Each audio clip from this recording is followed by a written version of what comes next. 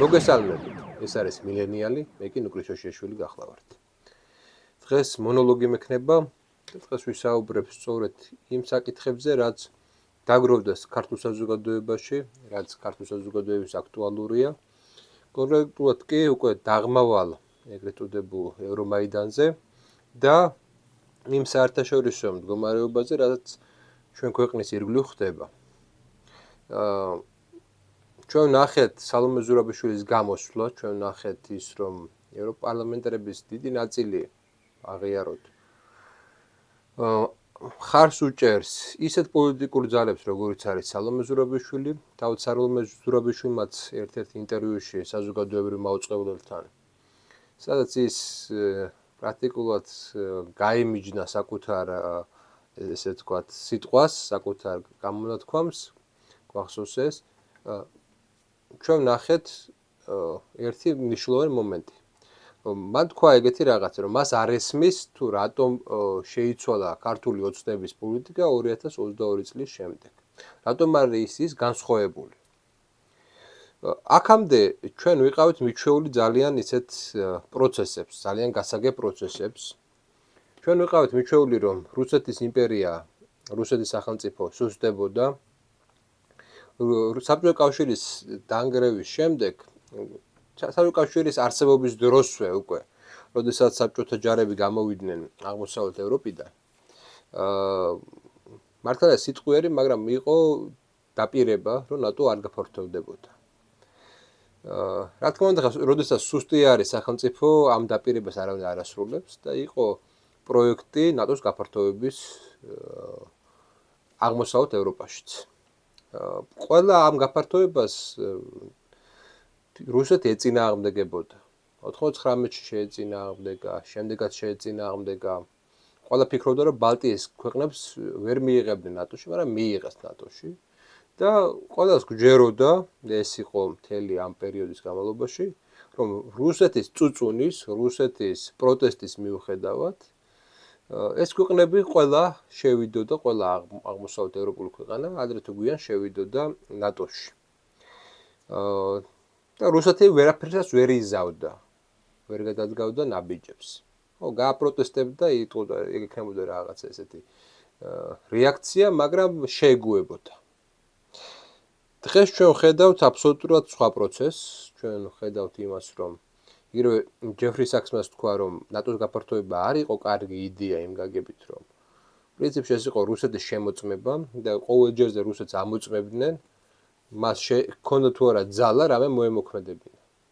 და მისთვის ესეთი წითელი ხაზი აღმოჩნდა ჩვენ და სამწუხაროდ, ან ობიექტური მოცემულობა ესეთია, უკრაინა.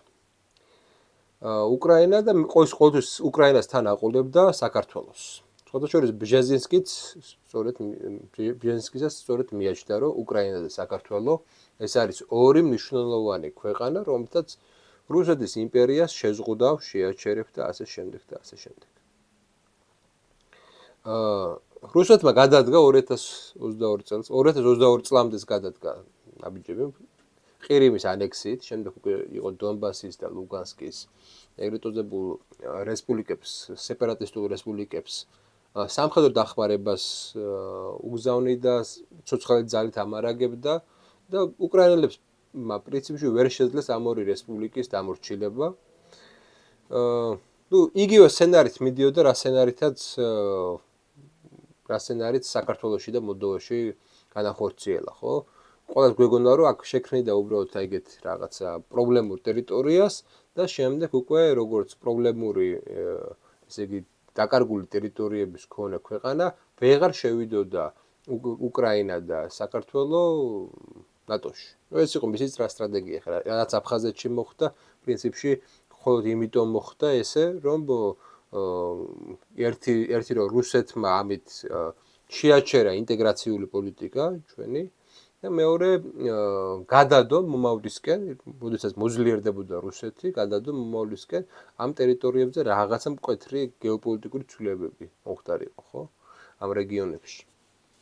მაგრამ 22 წელმა რადიკალურად შეცვალა ეს ყველაფერი, 22 წელი, როდესაც რუსული არმია მთლიანად შევიდა უკრაინაში და დაიწყო ფართომასშტაბიანი ომი, ესეთი ომი. ალბათ მეორე მსოფლიო ომის შემდეგ ევროპის ტერიტორიას არ ახსოვს. ნათელი გახდა რომ სამყარო შეიცვალა. და ნათელი გახდა რომ და ახლა ხედავთ ჩვენ რომ ესაა პირველი შემთხვევა, როდესაც ევროპელები და ამერიკელები უკან იხევენ იმ გაგებით, რომ ისინი აღარ საუბრობენ ნატოს გაფართოებაზე. ისინი მათ ეხლა უკვე მიიღეს განაცხადეს პრინციპში, რომ 30 წლამდე ევროკავშირი არ გაფართოვდება, გასაგები მიზეზების გამო. ეს იყო პრინციპში ევროკავშირის სიზუსტის ჩვენება და ეს ნათელია, რომ მინიმუმ შეჩერებულია ის პროცესები, რაც აქამდე ძალიან ბუნებრივი გვეგონა და რაც გვეგონა, რომ ამას რუსეთი მარტივად გადაყლაპავდა, ხო? არ გადაყლაპა რუსეთმა ეს მარტივად, არამედ წამოიწყო ფართომასშტაბიანი ომი, დაიწყო სოფლიოში ის პროცესები, რაც მე დომინოს პრინციპით გადავიდა დანარჩენ სამყაროში. ჩინეთი გააქტიურდა, ნათელი გახდა, რომ დედოლარიზაცია დაიწყო. ჩინეთის ეგიდით საუდის არაბეთი და ირანი ერთმანეთს შეხვდნენ, მოილაპარაკეს, პირველად დაჯდნენ სასაუბრო, ესე იგი, მაგიდასთან. დაიწყო ნავთობისა და სხვადასხვა რესურსების ყიდვა ადგილობრივ ვალუტაში და რამაც მოახდინა დაიწყო უბრალოდ ჯერ არ მოხდარა, მაგრამ დაიწყო დედოლარიზაცია და აი ეს პროცესები, ესეთი მნიშვნელოვანი პროცესები ძალიან ესეთი მესიჯია, რომ უსაფრთხოების გარანტიას დღევანდელ სამყაროში არავინ არ იძლევა. არავინ არ იძლევა, მხოლოდ შენი მოქმედებებით თუ უშველი თავს. ამ პროცესმა გვაჩვენა, რომ ჩვენ უსაფრთხოების ეს ქოლგა არის ძალიან ყიფე და ჩვენ იმ ევროპულ ნარატივში უბრალოდ ვერ ჩავჯდებით. ევროპელები ვერ მოახერხებენ იმის გადაწყობას, რაც მათ უკვე შექმნეს დისკურსულად, პოლიტიკურად. პოლიტიკურ ენას ვერ შეცვლიან, იმიტომ რომ ეს იქნება კიდევ უფრო მათი სისუსტე. იმის მიუხედავად რომ მათი ეკონომიკა ზარალდება, Volkswagen-ი გავიდა გერმანიიდან, მთელი რიგი ინდუსტრიები გადის, ხო, ტოვებენ ევროპას. ამის გარდა მათ უწევთ უკრაინის დახმარება, რაც უკმაყოფილებას ქმნის თვითონ ევროპელ სახელმწიფოებში, ევროკავშირში. და კიდევ ერთი მნიშვნელოვანი ფაქტორია, რომ თავისთავად პოლიტიკური კრიზისები სახეზეა, მაგალითად გერმანიაში ჩვენ ხედავთ, რომ მალე ვადამდელი არჩევნები ჩატარდება, შოლცმა პრაქტიკულად შოლცი დამარცხდა და ის პოლიტიკა, შესაბამისად ის პოლიტიკა, რაც შოლცთან იყო ასოცირებული, ეს პოლიტიკა აბსოლუტურად ეს იყო წარუმატებელი აღმოჩნდა. და ამის ფონზე საქართველოში იწყება გარკვეულწილად დესტაბილიზაცია და ეს დესტაბილიზაცია მოდი ვიყოთ თვითკრიტიკულები, დაკავშირებული არის ერთი იმასთან, რომ ყავდა ძლიერი აპარატი, რომელიც მთლიანად იმაზე იყო აგებული და მთლიანად საკუთარ სოციალურ სტატუსს საშუალო ფენა, ხო, ესეთი იყო აგებული იმაზე, რომ ევროინტეგრაციის პროცესში მიიღო მონაწილეობა, NGO-ებში, სხვა სახელმწიფო აპარატში იყვნენ ისინი დასაქმებულები და საკმაოდ ესეთი სუყე ფინანსები მიდიოდა სწორედ ამ მიმართულებით. შეიქმნა მთელი საშუალო კლასი, რომელიც უკმაყოფილო ამ ყველაფრისგან, შეიქმნა განწყობები ახალგაზრდობაში, რომლებიც ოცნებობენ, რომ აი ესეთ მიმართულებებით დასაქმდნენ, რასაც ევროკავშირი ქვია, ევროკავშირთან ინტეგრაციის პოლიტიკა ქვია და ასე შემდეგ, მიიღონ ევროპული განათლება, მიიღონ ევროპულ აკადემიურ სივრცეებში და ეს გასაგები ლოგიკურია, მაგრამ პრობლემა ის არის, რომ და ეს სერიოზული პრობლემაა ჩემი აზრით ხელისუფლების, რომ მას არ ქონდა ესე ვთქვათ კომუნიკაციური სტრატეგიები გამართული. საზოგადოებასთან არ ქონდა კომუნიკაციური სტრატეგიები გამართული. როდესაც ირაკლი კობახიძე გამოვიდა და თქვა, რომ შეწყვეტდა ესე იგი მოლაპარაკებების გახსნაზე, ხო, საქართველოს შეეძლო დაეყენებინა ეს საკითხი. 2028 წლამდე შეწყვეტდა ქართული მხარე ამას და აიღებდა ვალდებულებას, რომ თვითონ განახორციელებინა ის ვალდებულება და თუ კი ევროკავშირი თვითონ გახსნიდა, საქართველოს მზად იყო, ხო? უნდა ჩამოაყალიბებენ და რატომ აკეთებს ამას? უნდა გასაგები ყოფილიყო ყველასთვის, რატომ აკეთებთ ამას? და არა ეს ჩამოყალიბებული. არ გვესმის ჩვენ რატომ ხდება ეს? კომუნიკაციის პრობლემა, სერიოზული პრობლემაა. საზოგადოება შევიდა მთელ რიგ შემთხვევაში შეცდომაში. მით უმეტეს, როდესაც საარჩევნო ლოზუნგი ოცნების იყო, რომ ღირსებით ევროპაში, უნდა იყოს ღია საუბარი და არ უნდა იყოს მხოლოდ ისეთი ენით საუბარი გლობალური ომის პარტია Deep State, ხო? ამაზე ტრამპიც საუბრობს და ჩემთვის გასაგებია ვინა ეს Deep State, მაგრამ ხელისუფლებამ უნდა ახსნას, რა შეა საქმე, რა გეოპოლიტიკური პროცესები მიდის, რა ბენეფიტები მივიღებთ თუ ჩვენ ცოტა სხვანაირად მოიქცევით, რატომ არის ის ძველი გზა ცუდი საქართველოსთვის და როგორ შეიძლება ეს შეიცვალოს. ეს ყველაფერი უნდა ყოფილიყო ახსნილი.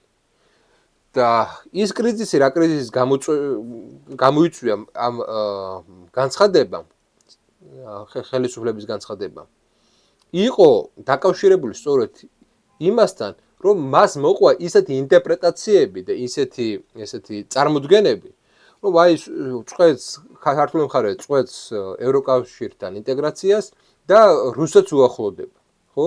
ეს ამიტომ ეს არის პრორუსული ხელისუფლება და ასე შემდეგ. და ამის ნაცვლად უნდა ყოფილიყო გამართული სამდე ამ განცხადებას გააკეთებდი. უნდა შენ შეამზადო საზოგადოება. უნდა კონდეს ინფორმირებული გეოპოლიტიკური წარმოდგენები. ბოდიში ყველა ქვეყანა ორბანის მაგალითი ავიღოთ, ხო? ორბანი საკუთარ საზოგადოებას ამზადებს. ორბანი ეუბნება თუ რა კულტურული პოლიტიკები ჭირდება მას. ორბანი საუბრობს იმაზე, რომ გეოპოლიტიკური სიტუაცია იცვლება და ევროპა უნდა გადაეწყოს ამის შესახებ. ამასთან მიმართებაში, რომ ძლიერი აქტორი დარჩეს ევროკავშირი, ხო?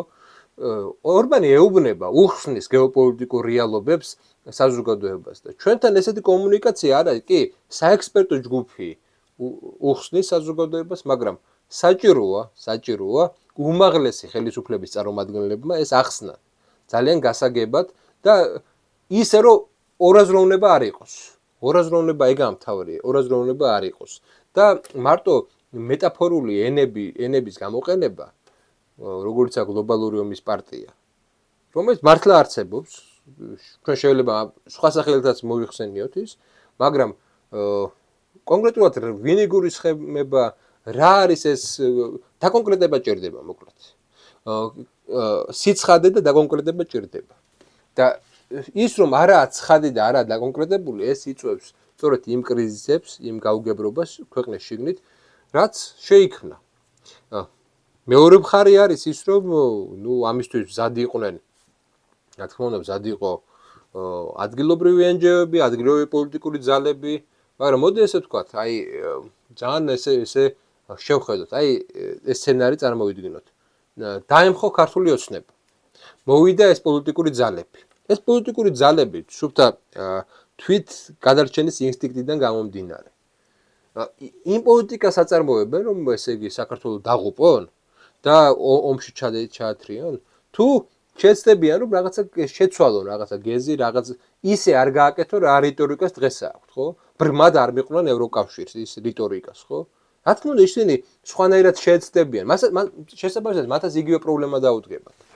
იმიტომ რომ დღეს ახლა ოპოზიციიდან ყოფნის დროს ძალიან მარტივია იმაზე საუბარი, რომ აი ახლა თუ კი ევროკავშირის ყველა რეკომენდაცია და ყველა ესე პოლიტიკური დღესასრიგი არ გატარდა საქართველოში, მაშინ საქართველო დაღუპულო.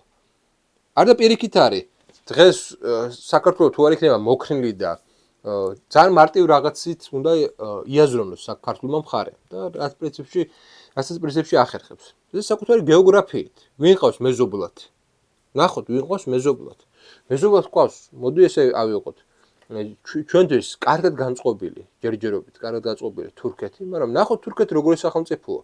თურქეთი არის სახელმწიფო, რომელიც სხვა სახელმწიფოების ტერიტორიაზე შედის და ახდენს მათ ტერიტორიულ ექსპანსიას. ეს ჩვენ ნახეთ კვიპროსზე, ეს ჩვენ ნახეთ სირიაში, მაგას დღეს ვხედავთ სირიაში, ხო? თურქეთის გარდა არის ირანი, ხო? ჩვენთან ახლოს, რომელიც ეხლა მართალია სირიაში ტოტალურად დამარცხდა და ჩავარდა სირიული კამპანია, ირანული კამპანია და ისრაელმა პრაქტიკულად აჯობა ირანს, ჩვენ ეს ნახეთ ძალიან მარტივად, მაგრამ ეს არის სახელმწიფო, რომელსაც ამბიციები აქვს, რომ ისლამური სამყაროს ერთ-ერთი მნიშვნელოვანი პოლიტიკური ცენტრი იყოს. და ხარჯავს ძალიან დიდ ფულს ამაში. მართალია ჯერჯერობით კავკასიაში ის არ არის აქტიური, მაგრამ ჩვენ ხედავთ, რომ როგორ უჭერს ირანი მხარს სომხეთს.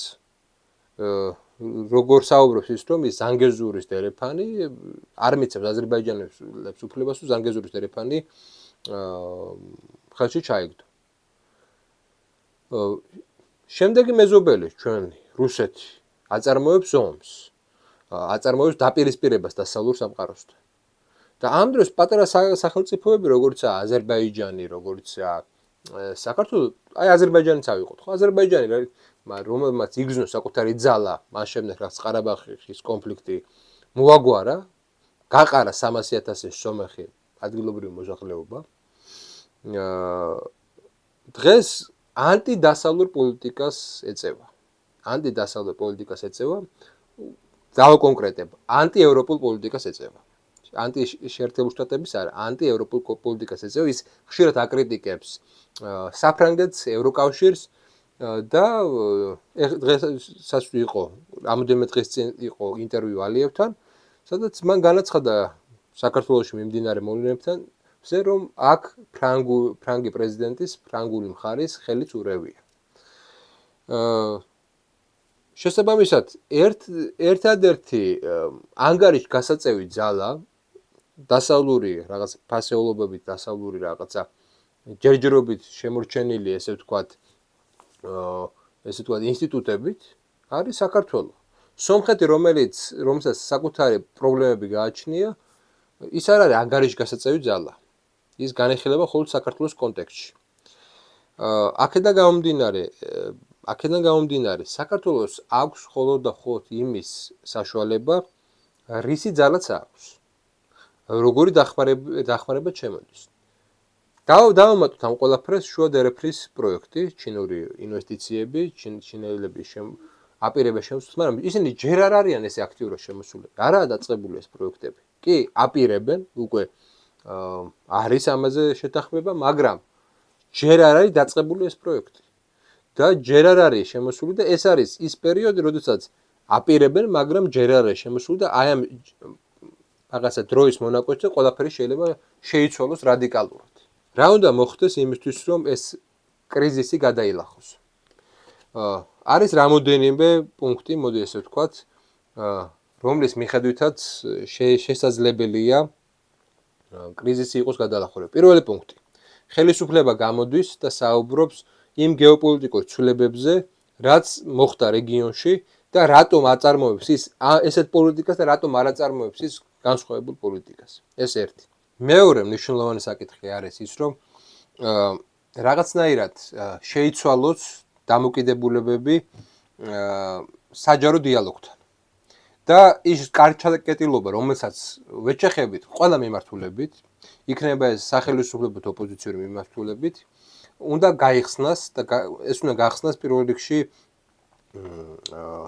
საზოგადოება, ეს უნდა გახსნას პირველ რიგში პოლიტიკოსებმა და ეგ უნდა იყოს პოლიტიკური ნების ნაწილი.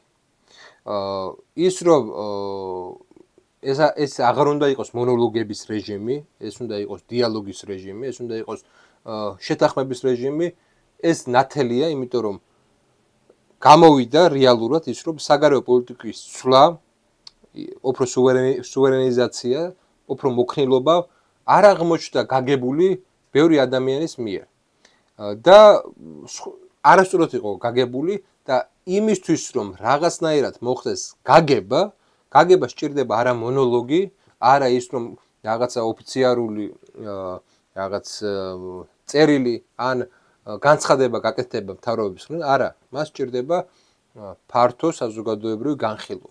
იმიტომ რომ ეს საკითხები ეხება ყველა ჩვენგანს. ეს არ არის მხოლოდ რაღაცა ერთი თუნდაც გამარჯვებული პარტიის ესე იგი პრეროგატივა, ეს არის მთელი საზოგადოების მობილიზაციას მოითხოვს. ის მოითხოვს მთელი საზოგადოების მობილიზაციას. ამიტომ ეს დაცმობების პოლიტიკა და ურთიერთგაგების პოლიტიკა უნდა იყოს აყვანილი პოლიტიკურ დღის წესრიგში. ეს უნდა იყოს პოლიტიკური დღის წესრიგის შეუცვლელი ნაწილი. და მესამე, ბოლო და ყველაზე მნიშვნელოვანი რამ აუცილებელია და მე ამაში დარწმუნებული ვარ, აუცილებელია საუნივერსიტეტო სივრცეების გახსნა. საუნივერსიტეტო სივრცეების გახსნა, უნივერსიტეტში უნდა მოდიოდნენ პოლიტიკოსები, უნივერსიტეტში უნდა ხვდებოდნენ აკადემიურ სივრცეთა სტუდენტებს პოლიტიკოსები, სამთავრობოები იქნებიან თუ სხვები და უნდა ელაპარაკებოდნენ ახალგაზრდებს. აუცილებელია, იმიტომ ჩვენ ნახეთ, რომ ეხლა ერთ-ერთი მთავარი ესე იგი ძალა აქციების იყო ახალგაზრდობა და მათთან არავინ არ საუბრობს და საუბარი არის საერთოდ აუცილებელი. შესაბამისად, ეს მე არ ვიტყვი, რომ ეს ბოლომდე გადაჭრის იმ პრობლემებს, მაგრამ მინიმუმ რაღაცა დემოკრატიზაციისკენ, დისკურსის დემოკრატიზაციისკენ იქნება მნიშვნელოვანი ნაბიჯი და მეორე მისცემს ხელისუფლებას იმის საშუალებას, რომ და ლეგიტიმაციას, რომ იყოს უფრო მეტად, ესე იგი, მისი პოლიტიკა გასაგები და მხარდაჭერილი. ეს მდგომარეობა, რა თქმა უნდა, მე აბსოლუტურად ხარს უჭერ ოცნების საგარეო პოლიტიკას. მე აბსოლუტურად ხარს უჭერ სუვერენიზაციის პოლიტიკას, მე აბსოლუტურად ხარს უჭერ შუადერეფნის პოლიტიკას, მე აბსოლუტურად ხარს უჭერ იმას, რომ საქართველოს არ უნდა იყოს იმ პოლიტიკური დღის წესრიგის ნაწილი, რაც აქვს მაგალითად ევროკავშირს, იმიტომ რომ საქართველოს ამას ვერ გაუძლებს და საქართველოსთან მიმართება უნდა იყოს ძალიან ინკლუზიური, რომ ეს არის ქვეყანა, რომელიც მდებარეობს რუსეთის გვერდზე, ეს არის ქვეყანა, რომელსაც ორი ტერიტორიული პრობლემა გააჩნია რუსეთთან. ეს არის ქვეყანა, რომელიც სულ რაღაც 9 საათში რუსეთს შეუძლია ტანკები შემოიყვანოს ცენტრალურ გზაზე და საქართველოს ორ ნაწილად გაყოს. სულ რაღაც 9 საათში შეუძლია ამის გაკეთება. ამიტომ საქართველოს ის ვერ მოითხოვება, რაც მოითხოვება გერმანიას. საქართველოს ვერ მოითხოვება ის, რაც მოითხოვება ნატოს წევრ ქვეყნებს. ვერ მოითხოვება. აი ეს მთავარი მომენტი, ვერ მოითხოვება საქართველოს ის, რაც მოითხოვება ამ ქვეყნებს, რომლებსაც გააჩნიათ საკმაოდ ძლიერი ზურგი. საქართველოს არ გააჩნია ესეთი ძლიერი ზურგი. და მნიშვნელოვანი საკითხი უნდა იყოს ის, რომ და ეს აუცილებელია რუსეთთან მიმართებაში რაღაცები განსაზღვროთ. და მინიმალურ რაღაცებზე იყოს აბსოლუტურად ნათელი სტრატეგია. რუსეთი ეხლა არის ისეთ რეჟიმში გადასული, რომ მან ის უკან ვერ დაიხევს. უბრალოდ არ შეუძლია რუსეთს უკან დაიხიოს იმ წითელ ხაზებზე, რაც მან გაავა. და მან ძალიან ესეთი მარტივი რაღაცა გააკეთა ამ ომით, რომ განაცხადა, რომ უკრაინა არ უნდა იყოს ნატოს წევრი ქვეყანა. უკრაინა, საქართველოს არ უნდა იყოს ნატოს წევრი ქვეყანა. წინააღმდეგ შემთხვევაში ის მზად არის ომი გააგრძელოს, ის მზად არის რომ ომი არ შეწყვიტოს და ეხლა მოლაპარაკებების ერთ-ერთი ნაწილი, ტრამპი აპირებს მოლაპარაკებებს რუსეთთან, ერთ-ერთი ნაწილი სწორედ შეეხება იმას, რომ მიიღოს გარანტიები, სერიოზული გარანტიები შეერთებულ შტატებისგან, დასავლეთისგან, რომ უკრაინა არ გახდება ნატოს წევრი. და ამის გარდა იმ ტერიტორიების დათმობებისას არ აპირებს რუსეთი, რაც დაიკავა უკრაინაში. უკრაინაში საკმაოდ დიდი ტერიტორიები დაიკავა. აქედან გამომდინარე, ჩვენ ახალ რეალობის წინაშე ვართ. დასავლეთი უკან იხევს, ჩვენ ახალ რეალობის წინაშე ვართ. ახლა გასაგებია მეორე მხრივ, რომ მარტო ხელისუფლება ვერ იმას გააკეთებს, ვერ დააწყნარებს სიტუაციას, თუ იქნება დეზინფორმაციული პოლიტიკა და მიზანმიმართული პოლიტიკა არეულობისკენ, ხო? მიმართული თუ აბსოლუტურად ესე იგი ისეთ რაღაცებზე იქნება მიმართული ის არხები და ეგრეც იქნება, რომლებიც საზოგადოებას შეცდომაში შეიყვანს. და გასაგებია, რომ ეხლა ისეთი კეთილშობილები არ არიან ჩვენი ოპოზიციური პოლიტიკოსები, რომ ესე იგი საერთო საზოგადოებრივ ინტერესზე იფიქრონ. პირიქით, მათი მთავარი ესე იგი პოლიტიკა რა იყო, რომ მიდიოდნენ დასავლეთში, ევროპაში, იმისთვის, რომ მოეთხოვათ სანქციები საქართველოსთვის და უიზო რეჟიმის ესე იგი შეწყვეტა, ხო? მაგას მოითხოვიან. და შესაბამისად, ანუ საერთო ქართულ საზოგადოების საქმეს აფუჭებდნენ რეალურად. ხა ესე ძალას მოთხოვო ისეთი რაღაცა რომ ბიდით მოდი შეთანხმდით, ეს ცოტა გულუბრყვილობაა. მე მესმის რომ შეუძლებელია კონკრეტულ პოლიტიკურ ძალას, მაგალითად ელენა ხოშტარიას რა უნდა მოთხოვო. ადამიანი რუსეთისგან იღებს რაღაც დაფინანსებას, საუბრობს იმაზე, რა ქვია, რომ მან იყიდა ეს მთელი ეს პიროტექნიკა და სხვადასხვა ისინი რომ პოლიციელებს ესროლონ და პოლიციელებს გაუწიონ წინააღმდეგობა, ის ყველაფერს აკეთებს იმისთვის რომ კონფრონტაცია იყოს, აი და შეუძლებელია ესეთ ადამიანთან შეხვიდე საუბარში. ანუ აგენტთან, მოდი პირდაპირ აგენტთან ვერ შეხვალ შენ მოლაპარაკებებში. აგენტი არის ბრმა, იარაღი და რომლის მიზანიც არის შენ სახელმწიფოში მუდმივი დესტაბილიზაცია. ეს გასაგებია. მაგრამ შენ შეგიძლია საზოგადოების იმ ნაწილს, რომელიც ბრმად მიყვება ამ ნარატივს, შეუცვალო განწყობები და ამისთვის საჭიროა ძალიან ესეთი გასაგები პოლიტიკა. იმისთვის რომ საზოგადოებასთან მოხდეს გარკვეულწილად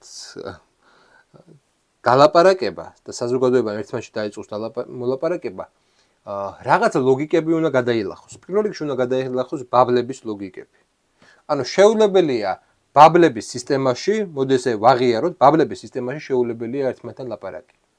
შეუძლებელია ლაპარაკი, აი იქ საზოგადოებრივ მაუწყებელზე ახლა მიმდინარეობს რაღაც საუბარი, ხო, იწევენ და იქ არის შავი სიები, მეორე მხარე გადასავს შავი სიები, რომლებიც არ უნდა მოვიდნენ საზოგადოებრივ მაუწყებელზე.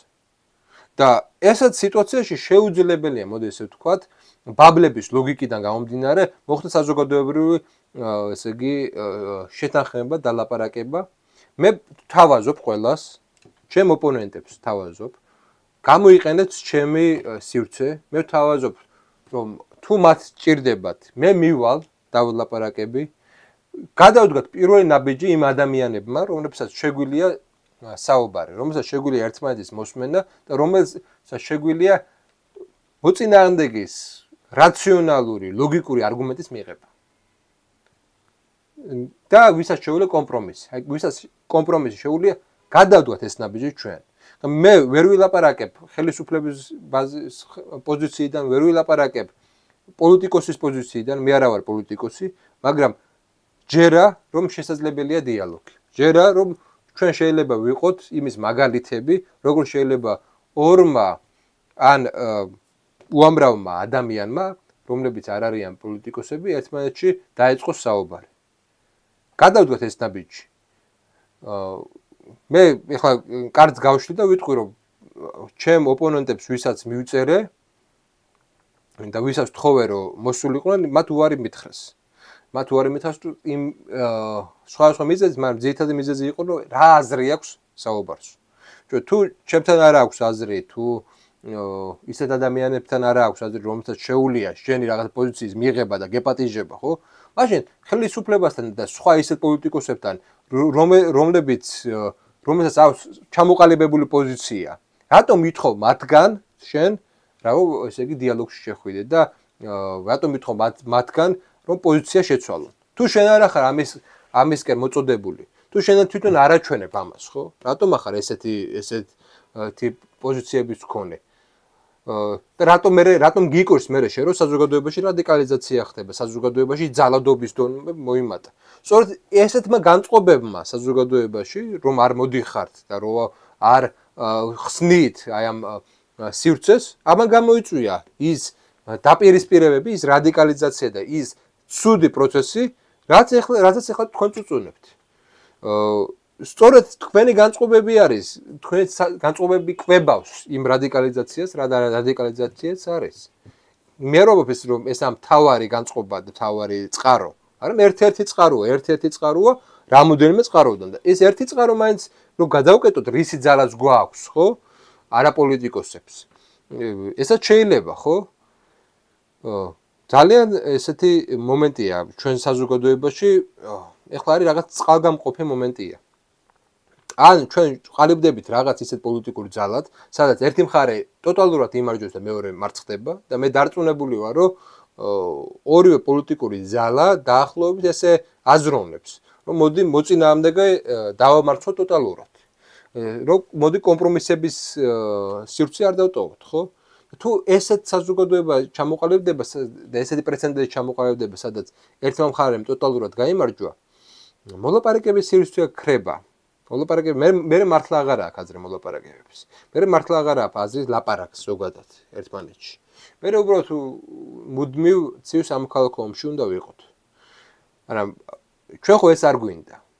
ჩვენ ხო გვინდა ცოტა სხვანაირი რეალობა, ჩვენ ხო გვინდა სხვანაირი პასუხები ამაზე. მე ვუყურებ, ხშირად ვუყურებ არა ოპოზიციონერებს, არამედ ოპოზიციურად განწყობილ ადამიანებს, რომელთაც საკუთარი პოდკასტები აქვთ, საკუთარი პრეტენზიები აქვთ. ვუყურებ და მაინტერესებს მათი არგუმენტები. მცირე ნაწილში მინდა ვთქვა, რომ მათი არგუმენტების მცირე ნაწილში ვეთანხმები იმასში, რომ არ არსებობს მთელი რიგი საკითხები, მაგალითად, სოციალურ კიბებთან მიმართებაში, მაგალითად, დიალოგთან მიმართებაში და სხვადასხვა ისეთ საკითხებთან, რომელიც აბსოლუტურად ჩემს ლეგიტიმურია, ამ საკითხებში მივყვები, მაგრამ რაღაცა მიმართულება არის, რომელიც გონია, რომ ისინი წარმოდგენების ტყვეობაში არიან. აი ესე აიღეს წარმოდგენები, არა ფაქტები კი არა, წარმოდგენები აიღეს და ამ წარმოდგენების ტყვეობით ისინი მოქმედებენ.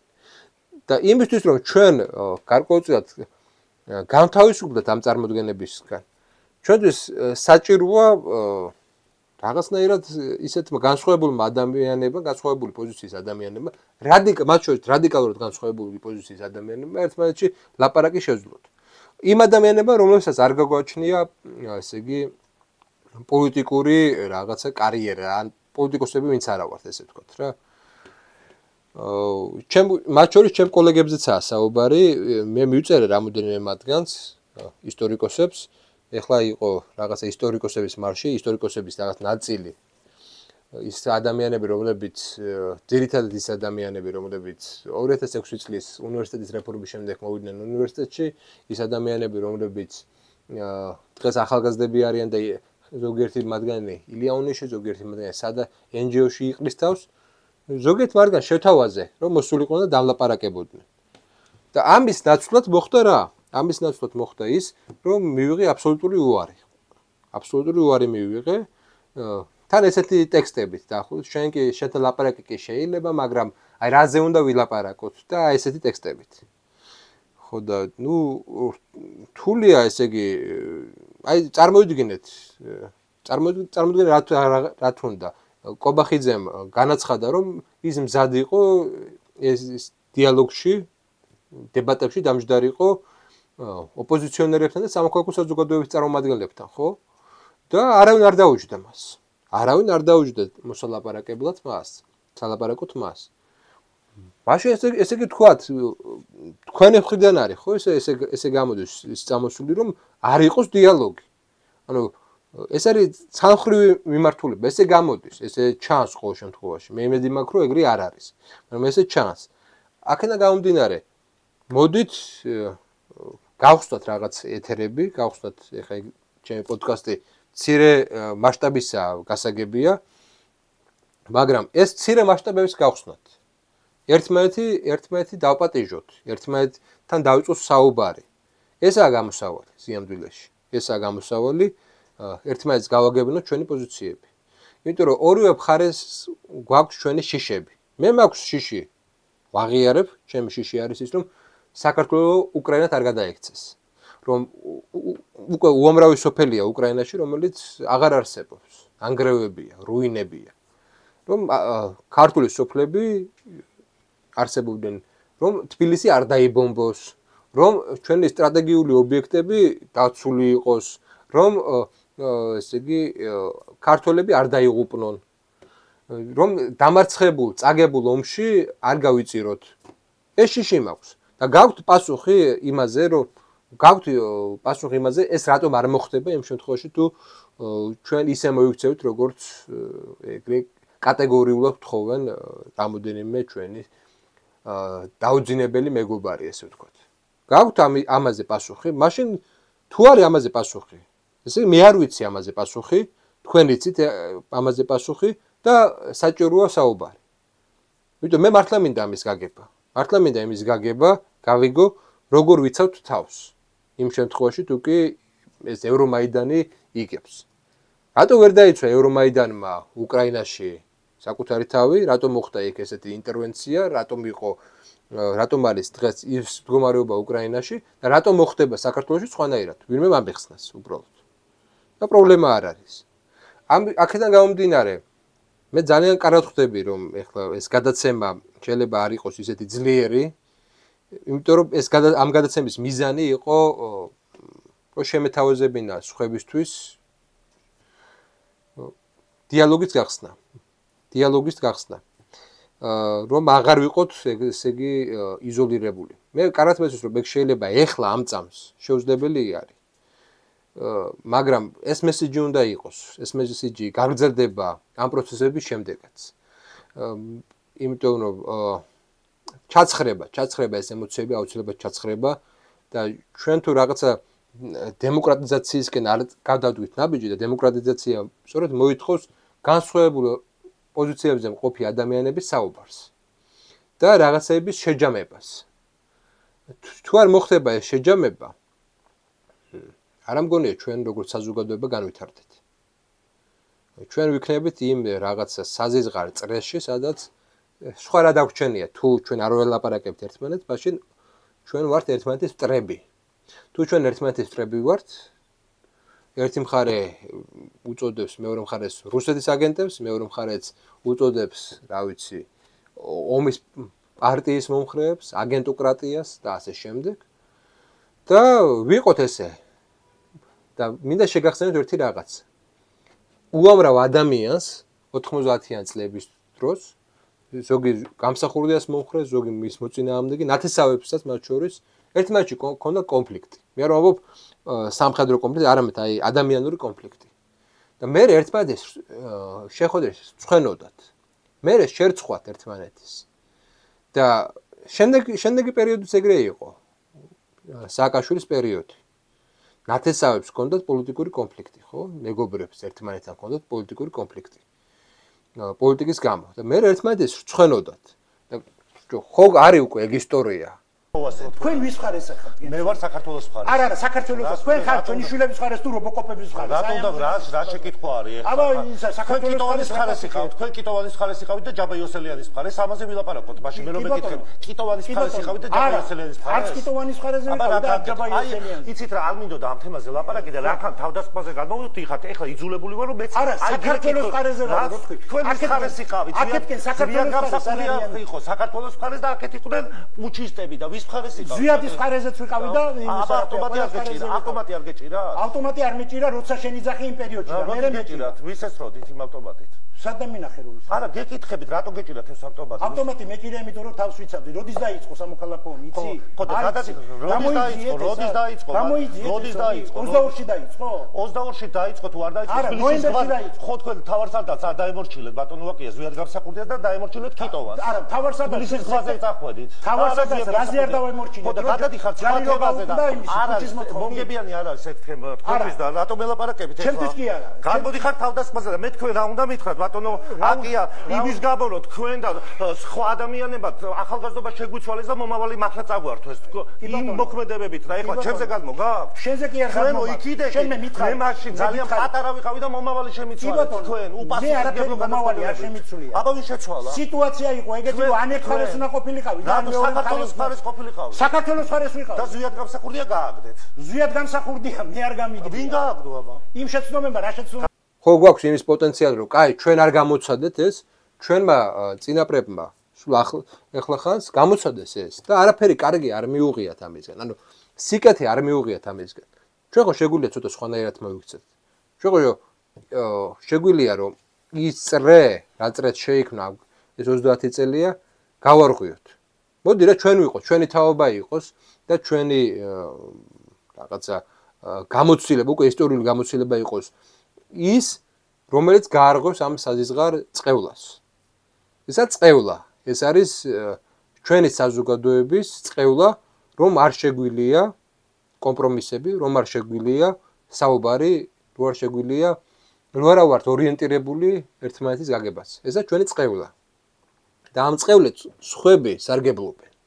ამ წყევლით სარგებლობს სხვა ძლიერი სახელმწიფოები და ჩვენი განხეთქილებით ისინი ახერხებენ სწორედ იმას, რომ ერთმანეთი დაგვაპირისპირონ და დაგვასუსტონ.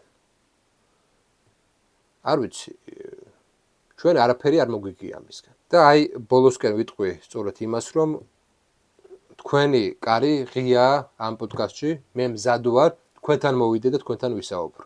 მე მზად ვარ ვიყო ერთი მაგალითი იმ ადამიანებს შორის, რომლებიც დაიწყებენ ერთმანეთში საუბარს. თუ გაქვთ სურვილი რომ მოხვიდეთ ჩემთან და ვისაუბროთ, მოიწერეთ, აუცილებლად დაგპატიჟებთ. მადლობა ყურადღებისთვის, მომავალ შეხვედრამდე.